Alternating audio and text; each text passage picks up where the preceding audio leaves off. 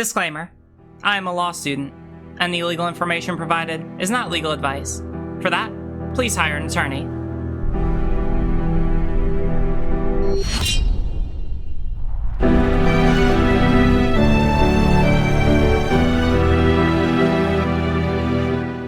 We're going to be talking about J.K. Rowling.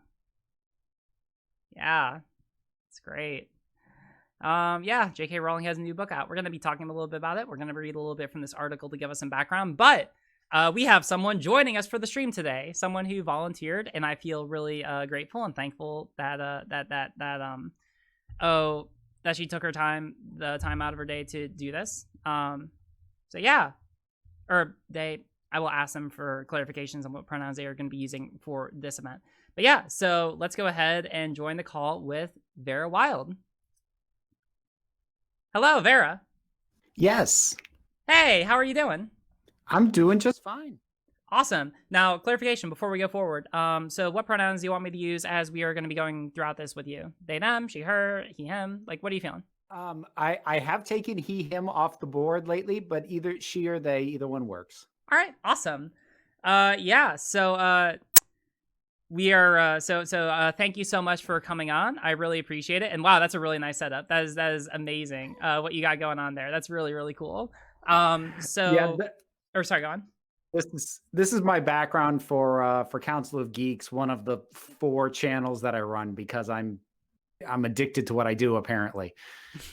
Oh my god, that's crazy. Oh, hold on. I can actually here, this is what I'll do so you can see me because I fixed this since the last time we were talking. Now I have 2 cameras, nice. So if this does work. Yes! There we go. Oh, I can see you this time. Yeah. Hey. Yeah. So, and this will work nice. out great because now I have a camera for the stream and a camera for you to see. I won't be looking at this camera. But yeah, so now everything, yeah, so trust me, I'm always thinking about this kind of thing, right? So thank you so much for coming on. So, obviously the topic for today is J.K. Rowling's new book. Do you want to share any preliminary thoughts that you have on the matter before? I was thinking if we could read like an article to give us some overview, but if you have any preliminary thoughts, then you can go ahead and share them if you want to. I mean, at this point, basically anytime I see that she's trending or that her name is in the headline of an article, my immediate response is just to go, yeah. Like I have nothing left but exasperation at this point. It's like this is beyond like deciding this is a hill she's gonna die on. This is apparently a hill she's going to build a castle on. Oh yeah, no, we are like, this is beyond parody at this point. Like I remember I was watching someone else talk about this the other day, and it's like literally, because like the sad thing about this is that she came from such a giant like position of prosperity. Like she was beloved by the internet. She put out like a half decent book series and a bunch of movies, right? Like everyone basically liked her, right? For the longest time because that was all that she was known for. And then she decided to go on this, first it was like a couple hints that she might be a little turfy, and then she released like a couple really not great tweets, which kind of hinted at it stronger. And then she released her turf manifesto. It's just been one step after another. And like, she's gone from a position of being just like beloved by everyone to being universally hated. And it's just like, holy shit. See, you say universal, but like I keep getting sniped at by people who defend her. And here's what I don't get. Like, I'm not going to say I'd be okay with, but I would get somebody saying, I agree with her position. I don't like seeing that, but I get it. There are people who think what she thinks. What I don't get is there are still people coming at me saying she's not transphobic. I'm like, I'm sorry, what? Oh yeah, no, I've seen that. Yeah, it's absolutely crazy, right? I actually had a debate with someone who was both an Ariel Scarcella and a J.K. Rowling fan a while ago when this was first happening, right? And I basically went through all the arguments for why she was. But it's just crazy how, because I mean, like she seemed like a halfway rational person when I was talking to her, but like the amount of vitriol, because basically it comes down to the idea that like, A, she's just expressing her opinions, even if those opinions are like inherently transphobic. B, she was just expressing concerns, even though they're not really concerns. Like they're specifically like concerns about like the validity of trans people and whether or not trans identity is like, quote, another form of gender conversion. You know what was the one that drives me nuts? People are like, she said in the essay that she likes trans people. I'm like, yes, she did. But you know what? you don't take her words, you take her actions. Oh, And yeah. like this one sentence versus literally everything else she said, maybe try and balance that a little bit. Oh yeah, no, literally every single person that's like it's pretty common, right? Actually, see, while we're on the subject, like you see the exact same thing with like Ariel Scarcella, right? Where she's always talking about, oh, I don't hate trans, like I'm not transphobic. I have tons of trans friends. I have so many trans friends. Like it's the same. Oh, I can't be racist. I have a black friend kind of argument, right? Like it's just an appeal to id poll, right? Like it's literally just, oh, I can't be X bad thing, even though like no, like let's be clear, no one wants to be the bad thing that people call bad people, right? So they'll always try to find some way to be able to excuse themselves out of that, even if they otherwise have actions that go to like objectively prove that they are that thing, you know.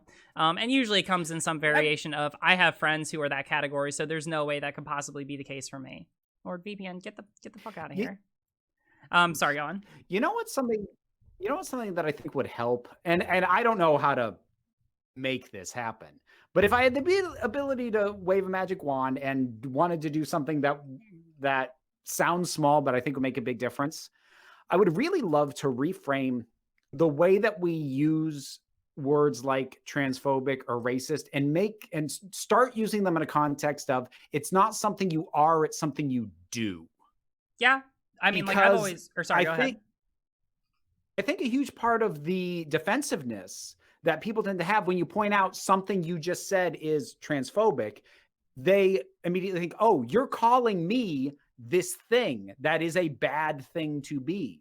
But you don't have to be an all-in 100% spouting every single turf talking point to still do something that is transphobic. You can still engage in that action. That doesn't necessarily make you this thing. We need to start thinking a bit more in the way of like when you tell your friends, hey, you're acting like an asshole. Yeah. I'm not saying that is fundamentally who you are as a person, but that's what you're doing right now. Please stop. Yeah, no, I mean, like I completely agree. And the reason I do is because in all the debates that I've had about like J.K. Rowling and other like people who are very turfy or do turf things, I always make sure that I'm very clear that I'm arguing an objective definition of transphobia, right? As opposed to like a subjective definition. I think that's basically another way to phrase what you're getting at, right? A subjective analysis is trying to determine what someone believes internally, like what's going on in someone's mind. Objective is like looking at someone's actions, regardless of what they may otherwise think about what they do or what they believe, right? The difference between the two is that with a subjective analysis, you can sometimes make a decent guess at what someone believes, but you can never be sure, because all it takes to necessarily like throw doubt into a subjective analysis is for someone to say, oh, well, I don't believe that, right? And now your subjective analysis, at least if it's not like completely disproven, it's, you know, like you cannot come to the conclusion that you want to if it's contrary to that with 100% certainty. Whereas with an objective analysis, or sorry, go on. Oh, I was going to say it's why I push back anytime somebody tries to ask me any variant of whether it's J.K. Rowling or other people that I've had to talk about at various points, because it's this stuff doesn't stop. You know, they ask some variant of, do you think that they're transphobic in their hearts? And my ultimate answer to that is, one, I don't know. Neither do you. Neither does anybody. But two, it doesn't matter. Yep. I care about what they're doing. I care about the impact of the things they're saying, how reflective it is of their true and their heart beliefs. That's got nothing to do with what the negative impact of what they're doing and saying is. Yeah, no, I completely agree with that. And that's why I always look at an objective definition of what it means to like do something that's transphobic, right? Usually the definition, and I base this off of like the totality of like academic consensus on what it means to be transphobic. Usually I define it as something akin to doing something, right? Whether it's saying something or doing a certain action, which has a materially negative effect on a trans person or group of trans people by virtue of the fact that they are trans, right? Basically, that's how I'll define like a transphobic action. Now, generally speaking, and here's the thing, I think that people can do transphobic things without necessarily being transphobic, right? Like if we want to take that definition, you know, like I would say that definition would apply to just like misgendering a trans person. And yeah, there are a lot of people who, especially as I was earlier in transition, who were close to me, who, because they had known me as something throughout the entirety of my life, would like mistake me by would mistakenly misgender me, right? Now, I would say that that is a transphobic action, but that doesn't mean necessarily that they're morally impunable, because like normally, and this is basically what happened most of the time, not all, but we won't get into those other situations, but most of the time, I would just be like, hey, that really hurt me, and then I would explain it to them, and then they'd be like, oh, I'm really sorry, and then they would never do it again. The problem, and usually this is where I think that the strongest evidence for like whether or not someone is transphobic comes in, is when you have an overwhelming amount of people, or you're just like overwhelmingly shown the harm that your actions do, and you continue to do them, right?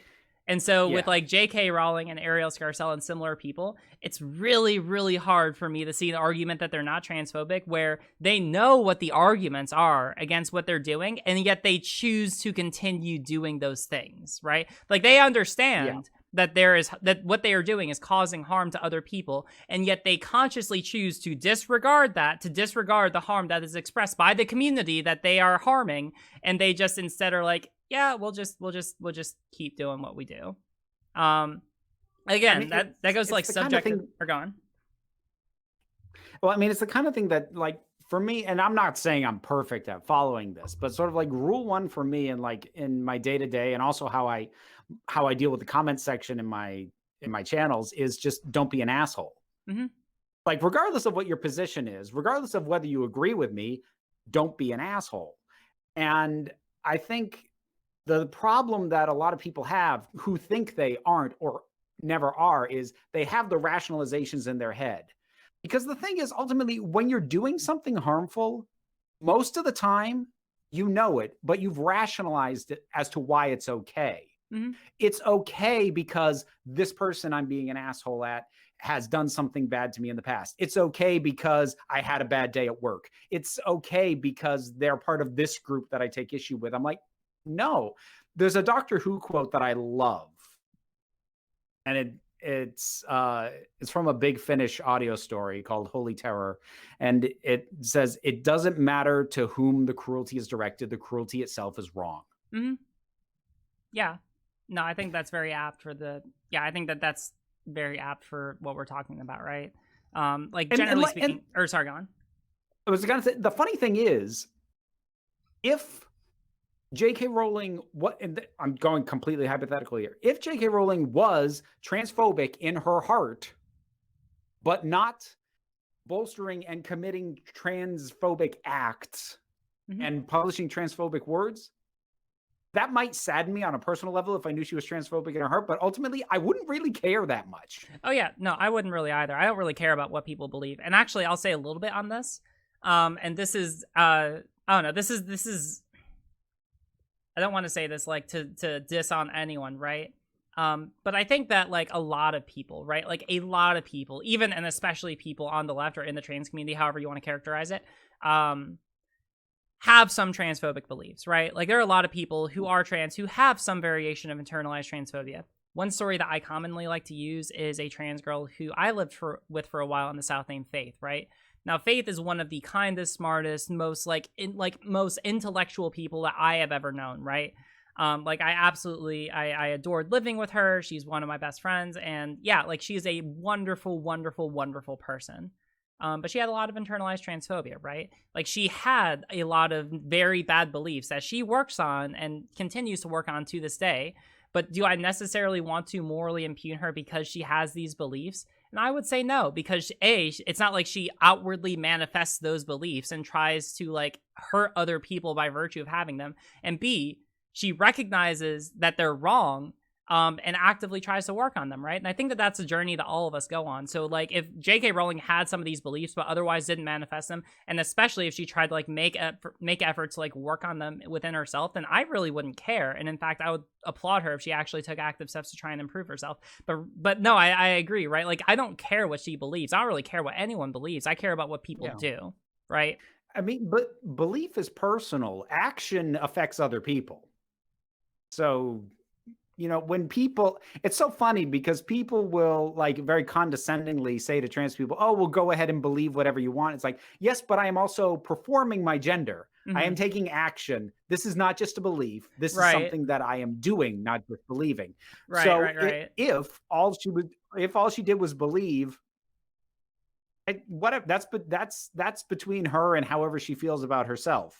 Yeah. And even if she like believes it hardcore, like that's fine. But ultimately, I'm a consequentialist. What is the impact of what you are doing? Like your reasons for doing it, I'm not going to say don't matter at all, but they're secondary, if not tertiary. Yeah, no, and I agree. And actually, all right, so this is like a little bit of a sticky area for me, right? But here's basically the way that I rationalize it, right? Because I think that you're absolutely right. There's even a philosophy tube video that kind of like talks about this like unique form of transphobia, which is like your dad, which is basically something to the effect, like it's a mentality to the effect of, oh, trans people can do whatever they want. I don't care. It doesn't affect me. Like this pseudo kind of libertarian, you can do whatever you want as long as it doesn't affect me kind of mentality. Like it does demonstrate that they don't genuinely believe that trans people are who they say they are, but rather that they just don't care because, it doesn't necessarily affect them. Now, here's the thing about it. I would still call that transphobic. Because it does not, because it is a mentality which, if acted on, would have materially negative actions or negative effects on the lives of trans people by virtue of the fact that they are trans. But I wouldn't necessarily call it morally impugnable, right? Like it's certainly preferable to some of the alternatives from people like J.K. Rowling. So like certainly if you're going to scale it, but like it is still like not where trans people would like it to be. Yeah, exactly. But like the thing is, that's a position that you feel like you can work with. Yeah, at least to an extent, right? Like it's a place where I can operate from because it's a lot of like that's how a lot of people in my hometown were when I first came out, right? I came from a small conservative hometown in here in Ohio, and like I've been able to, just by virtue of having a relationship with a lot of people who I know there who are more conservative and who basically started from some variation of that position or even more conservative. I've been able to do a lot of really good work with them, and I'm very happy with a lot of my relationships with them now. But I don't want to hold people's beliefs against them because a lot of the beliefs that people may have aren't necessarily like the consequence of purely their own actions, but a lot of people's beliefs kind of happen to them by virtue of what circumstances they're raised in, where they're born into, like what kind of families they're raised in, right? Like a lot of beliefs that people have tend to be consequences of things that are outside of their control. And so I don't want to morally impugn someone for having a belief if they don't necessarily act on that belief, and especially if they end up changing their mind later on, So that's basically it is always possible. It is always possible to change your beliefs. You can't undo your actions. Yeah. You can remedy your actions, but you can't undo them. Yeah. Yes. You can try and make up for them, but you can't just make them not happen. Once you've done it, that's now a thing you've done. Yeah.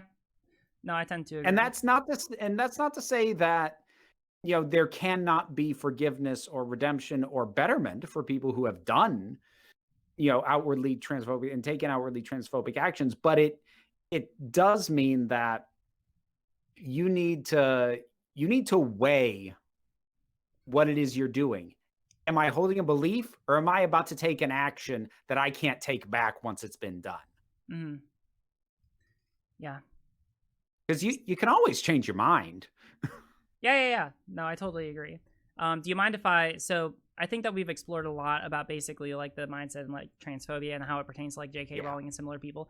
I want to ask sort of like a different question, more pertaining to the book that she's putting out and like works of hers generally, right? For people who are unaware, I'll put this just because I don't want to dwell too much on it. Here's a link to the Twitter post. I'm putting it in my Discord. But basically, her latest book is about a murderous cis man who dresses as a woman to kill his victims. There's lots of videos about this. And yeah, it's pretty bad on its own merits, and I think that's pretty easy to say that like this is a pretty, I don't know, like this is going to be like my short argument. I don't want to dwell too much on this because this isn't the point I want to get at. I think that's pretty blatantly supposed to be transphobic because it's basically just like character. Like I understand it doesn't specifically talk about a trans person, But it's saying that like any who J.K. Rowling identifies as a man in a dress is probably just like going to murder cis women, right? Like it's fear mongering. It's pretty blatant fear mongering if you ask me. If you want to comment on that, then you can. But if not, then I want to ask you. Well, or go on. I mean, like the only thing I'll say is, and obviously I have not read the book itself, but at least so far as I understand, and I'm not going to, but at least so far as I understand it, like there are no counterbalance trans characters or gender nonconforming characters in it. So no matter what argument you make about, well, the character isn't specifically identified as transgender, or the book isn't saying all transgender people are, but what is the reality is 100% of the depiction of people who deviate from gender presentation that they were assigned at birth are dangerous. That's the representation you've put forward. And that's the only representation. And so even if you don't label them specifically as trans, that is what some people think trans people are, and you have made them a murderer. I mean, it's part of the, and I'm not, this was deliberate. This didn't happen by accident, obviously, but like it's part of the problem with things like tokenism. When you have a character in a story who is the sole representative of some sort of group, whether it be a gender group, a racial group, a level of disability, whatever, by its nature of them being the sole representation, it means that your narrative is effectively saying this is the avatar for this entire group. Yeah. And again, I'm not going to delve into trying to glean her motives because I don't really care. But the reality of the book is 100% of people who are not conforming to the gender that they assigned at birth at all times are dangerous sociopaths. That is the world that this book chooses to portray. Yeah. So let me ask you a question, because this is something that I've been wondering about. And actually, I think like one of the most interesting questions about this. Do you think that it's possible to still enjoy J.K. Rowling's previous work, for example, if you're a Harry Potter fan, even after all of this has happened? Like, do you think that's possible to be able to enjoy it, or is there like sort of is there like a consequence? Is there a weight associated with it, which means you can't like ethically enjoy it? Here's what I'm going to say. For people who were already fans before all of this came out, whether or not on a personal level they can still enjoy it, that's on them. That's up to their own personal factor and whether or not this crosses that. But broadly speaking, if it's already stuff you had, if you still take enjoyment from it, I wouldn't say you have to give that up, or that it would be morally wrong for you to hold on to that. I am of the opinion that now that this is out and is as public and as widely known as it is, you do run into a moral and ethical problem if you buy and pay money for anything that directly financially benefits her or grows her base and her platform. Because I have not gotten rid of my Harry Potter stuff. I used to have it on the shelf. It's not there anymore because I'm not comfortable looking at it, but I didn't get rid of any of it because it's already been paid for. And actually, in terms of the figures and stuff I had, they were all gifts. So I have the benefit of being able to associate those with the person who gave them to me as opposed to what they're representing. But like, I still have the books, in the library, and I don't plan to get rid of them, but that's because they're already bought and paid for. That said, I will not buy any more Harry Potter merchandise, not even unofficial, not even off of Etsy, because even if that doesn't directly financially benefit her, it still grows the influence of something she creates, and it's that influence that she is now wielding against trans people. I will not pay any money to ever see any new Harry Potter related films. If I ever do see them, I'm not going to make videos on them because I refuse to raise her profile any more than it already is. But I don't think revisiting the things that I already owned, I don't think that has that effect of raising her profile anymore. Because whatever boost it gave her, she's already got it. Yeah. So at that point, I'm just self-punishing or cleansing. If it's cleansing for you to get rid of that stuff, then do that. That's healthy. But if you don't want to, and you already had it, you don't have to, or at least I feel you don't have to beat yourself up and force yourself to get rid of it. That's sort of where I am at this point. I mean, and it's why I took all the stuff down. I don't want to feel like I can even be misinterpreted as saying it's okay. But right. I still have the stuff in a box in the attic, but I still have it. Yeah, and I tend to agree. I agree with that analysis. I guess I come at it from sort of a different lens, right? Because yeah, like I think at the bottom line, don't pay for anything else that she makes from this point going onward, and do not contribute to her monies or her platforming. Like don't promote her works or things that otherwise might result in her getting more promotion.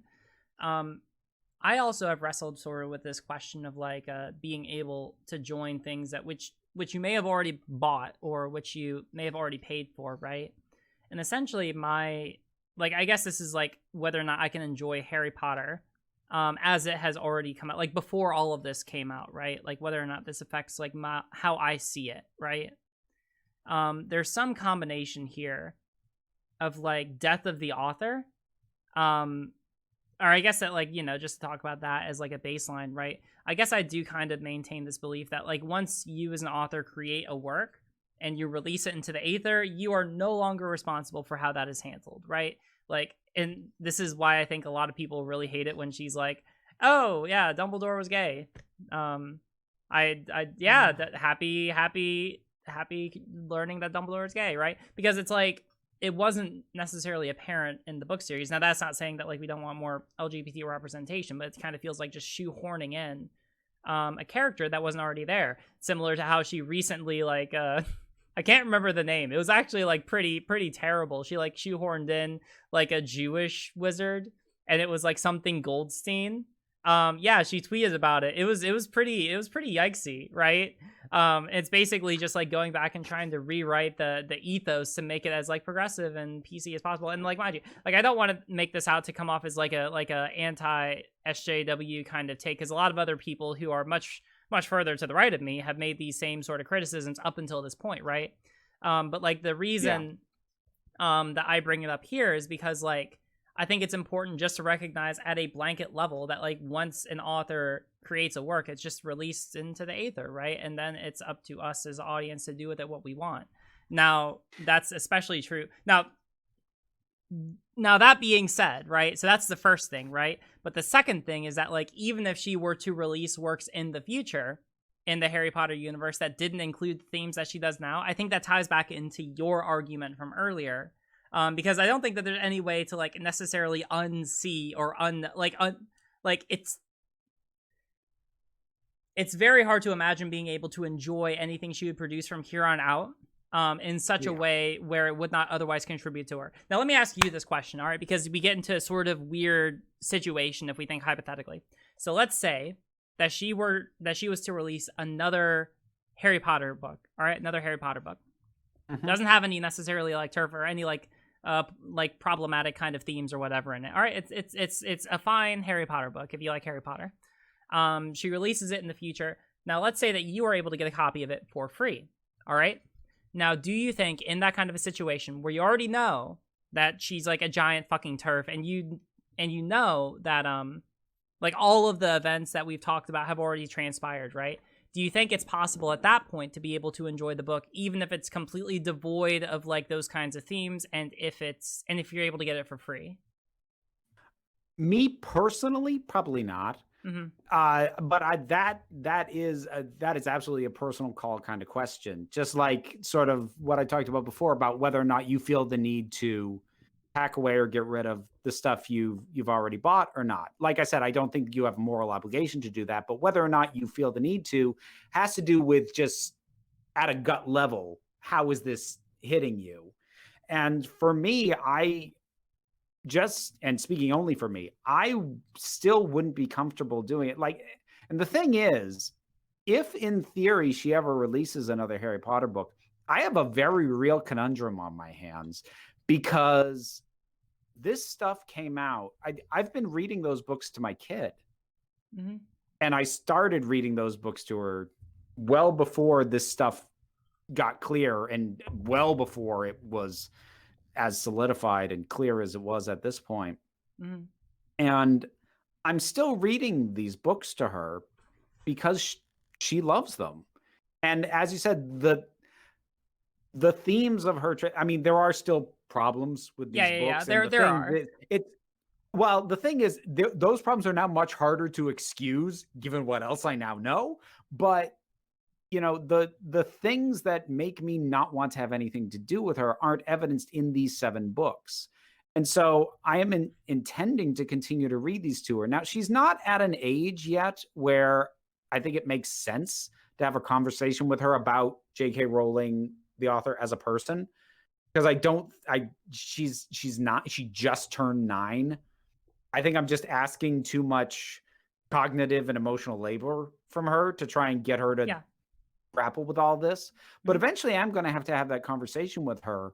But if another J.K. Rowling book comes out that is a Harry Potter book, and if she wants to read it, I honestly don't know what I'm going to do.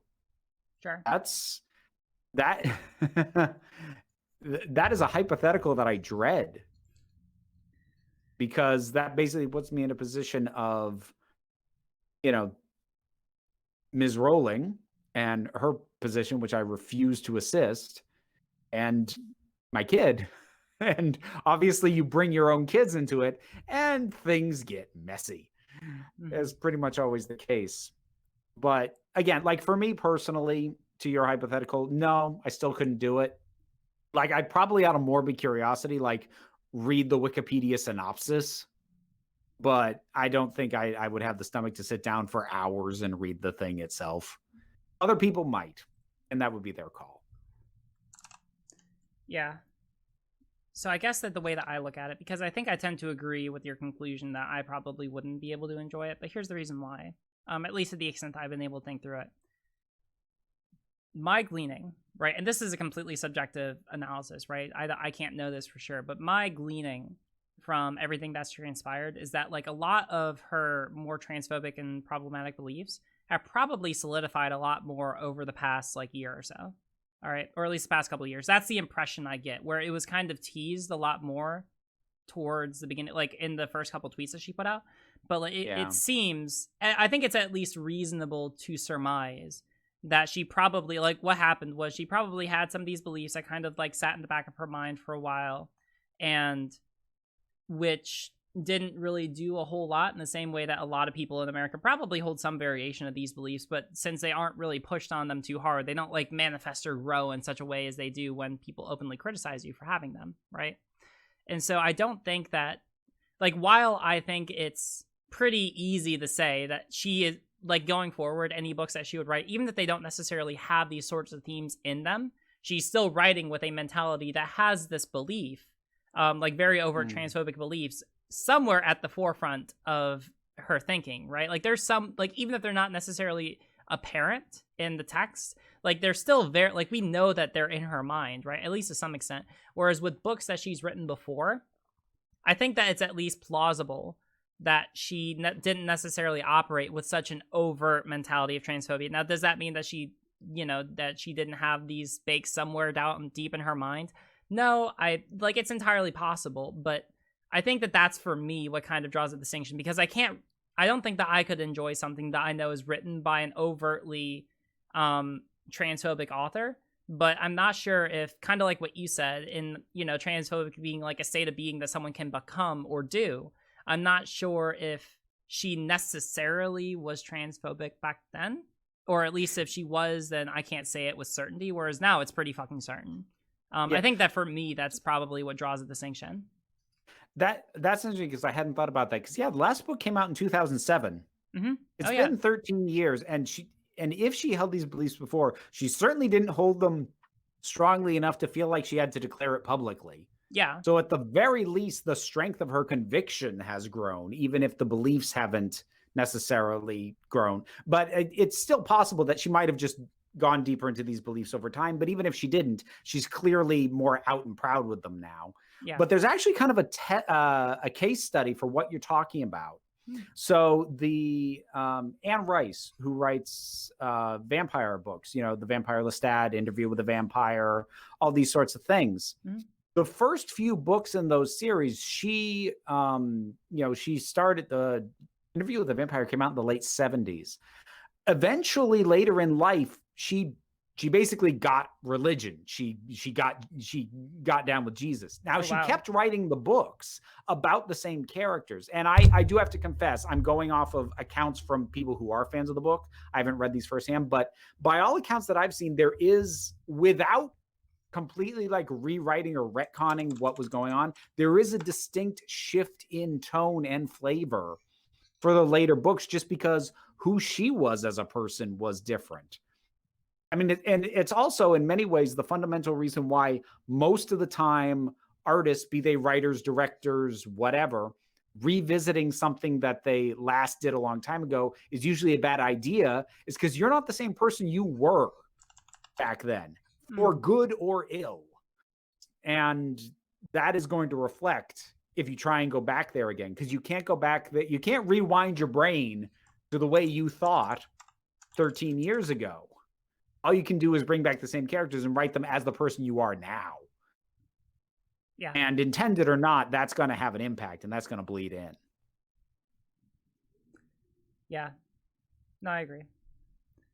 I think that's basically everything that I wanted to say. Do you have any sort of like concluding thoughts, or anything else that you want to touch on about it? This feels like a cheap dig, but I kind of want to do it anyway. So, hey, let's hear it. I feel like it's worth pointing out the plot to this book is not new. This is not like she came up with a new idea. This has been a staple of thrillers in literature and TVs since the 70s. Oh yeah, the trans predator serial killer. Oh, yeah. No, I totally get it. But say more. You probably know more about it than I do. I mean, people go, "Oh, Silence of the Lambs." I'm like, no. Go further back. Dress to Kill. Like you can go even by the time Silence of the Lambs did it, it was a little bit not even new, but it hadn't been done in film that much. It's been a staple of the thriller literary genre for flippin' ever. Heck, go back to the 60s, freaking Psycho. So, like, if I'm being my absolute most, no, not even my most generous, because I can't be this generous. If I were to try and be a benefit of the doubt to a degree of a saint and say that there's no transphobia in this book, it's still a derivative trope that has been done to death and is in no way original in the genre she's doing it in. Yeah. So even at my most generous, I still don't have anything positive to say. Yeah.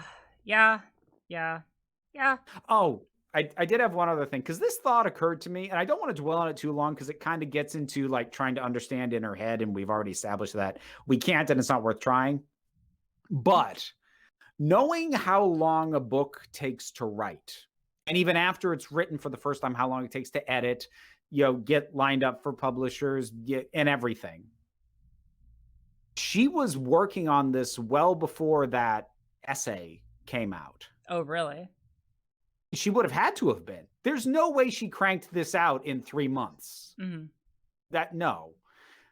But like even the most prolific writers, like if they're writing like something other than, a stream of porn novellas, those people are insanely prolific. But for something of this length, she did not crank that out in 3 months and get it through the editing process and get it through a publisher and get it out the door. This was something she was already working on. And so part of me cannot help but wonder if, I doubt it would be the sole reason, but I cannot help but wonder if in the mix somewhere with her writing that essay was knowing how this book was going to be received and trying to get ahead of it. Oh, thinking that she might have been heading off criticism and going, no, I'm not transphobic. These are my beliefs. And she may even honestly believe she's not transphobic. Again, I don't know, but I can't shake that thought now that part of this was so that when people read the book, they wouldn't be going, what does she believe? Instead, she laid it out plainly so that question no longer comes up when you read the book. Yeah. No, and I tend to like that is really interesting to think about. I don't think that most of the people that we like, I think it is a lot more complicated, right? This, like, I usually focus on the examples with like people who are like Blue Lives Matter and whether or not they're racist, because and I've told this example a couple times before, but I'll say it again now in the very bridge sense. I don't think that most of these people necessarily want police to murder black people. I don't think that's necessarily what a lot of these people who ascribe to like Blue Lives Matter and similar people like overtly want in their mind, but what I usually think is like the place where they begin operating from is they begin operating from the perspective of the police are good people who do no wrong. All right. I think that's basically where they always base their, like, they start, right? And so like it becomes pretty easy if you're starting with that base assumption, because if you're starting with the base assumption that police are good people who do no wrong, but then you have to account for the reasons why they disproportionately kill people of color, well, it's not the police's fault. So hence, you know, black people deserve to be killed, right? Like that's how they kind of walk themselves into that logic. And I think that there's something similar here, right? Like she might not overtly think, "Oh, I hate trans people," but it's kind of like the logical conclusion of her premises if she begins with the base assumption, for example, of if you allow trans people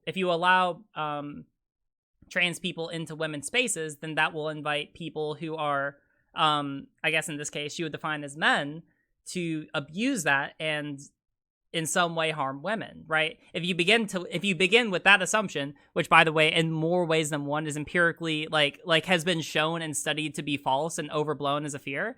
But if you begin with that assumption, irrational as it may be, then it doesn't become hard to see how they might walk themselves from there backwards into some very transphobic beliefs. Like, for example, that non-passing trans women who might look like what she would define as a man in a dress should not be allowed into women's spaces, right? Like that's basically how she kind of walks herself back into that kind of a idea, even if she didn't start there overtly, you know?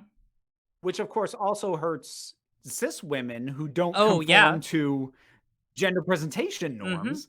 And not to mention, like, little thing that maybe or you don't have to, but maybe add this into the mix on your Black Lives Matter thing.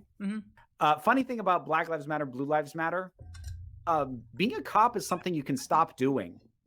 Ooh, you can't stop being black. Oh yeah, no, that's, trust me. So, there are plenty of arguments about like anti Blue Lives Matter. Like there are some, like that's a whole nother can of worms. Yeah, no, I completely agree with what you're saying. It's just that like for the purpose of like analogizing to what we're talking about here, how someone can kind of like walk themselves back into a mentality, which may not like necessarily start with bigotry, but that's where they end up. Yeah, that's mostly what I was talking about. But no, I think that but that's an entirely valid way to point out a distinction between like Blue Lives Matter and Black Lives Matter and the merits to like each of the respective movements. No, I completely agree with that. Yeah. And I mean, like the other thing with this idea that men will just waltz into women's spaces and assault them. I mean, assault is still illegal. Oh yeah. No, trust me. It is illegal. There's already a law saying not to do it.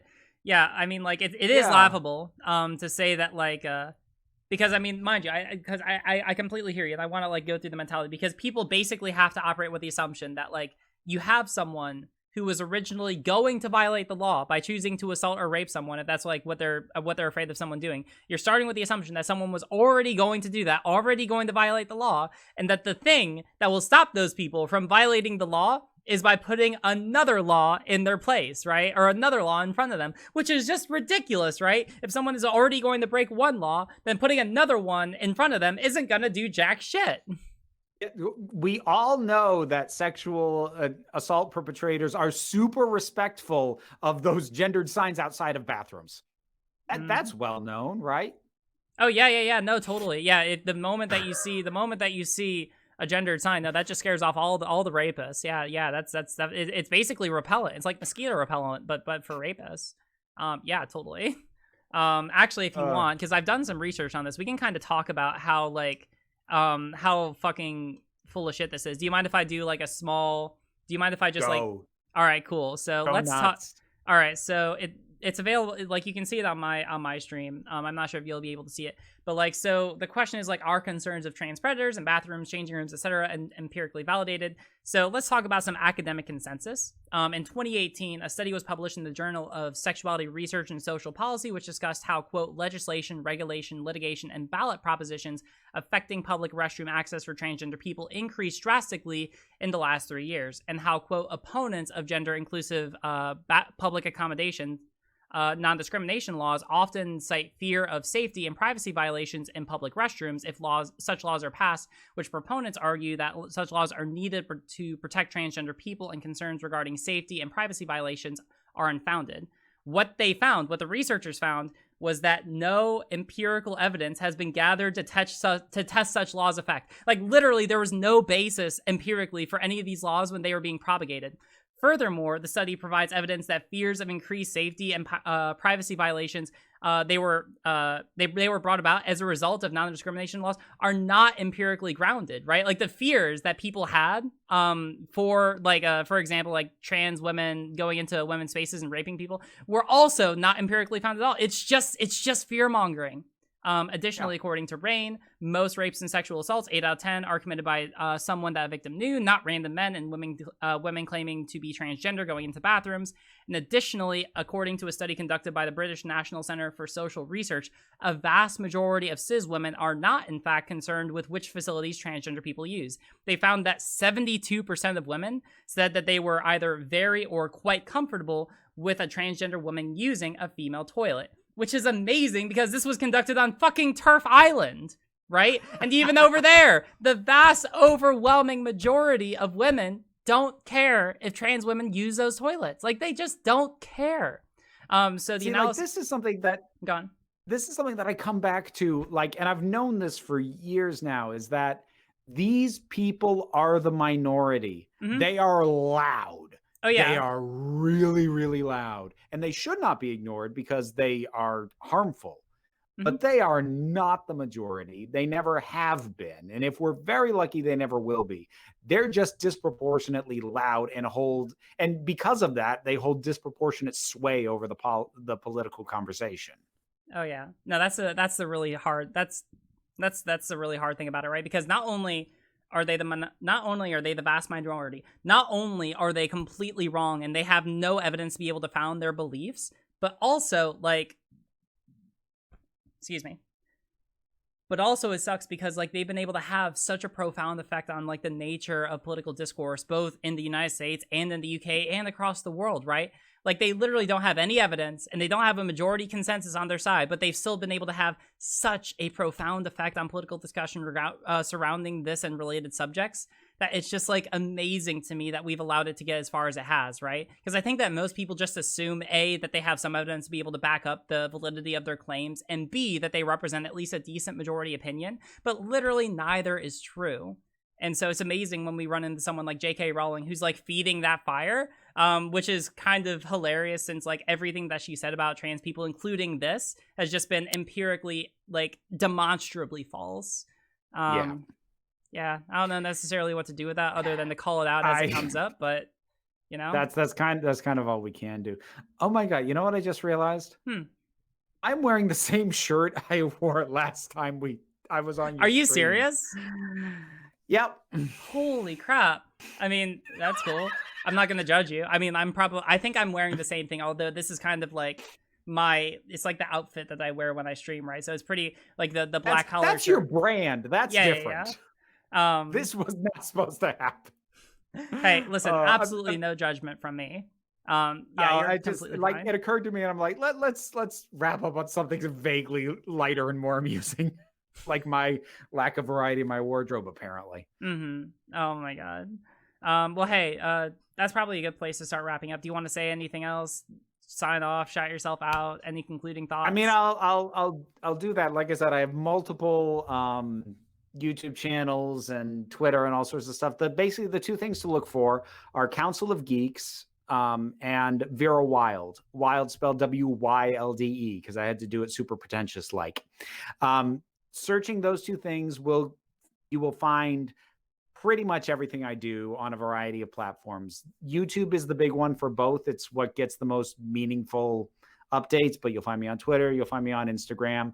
The Kickstarter for my fantasy novel is still going, if you feel like looking that up. Again, that's under Vera Wylde, and I think that's enough of me tooting my own horn, so I'll leave it there. All right.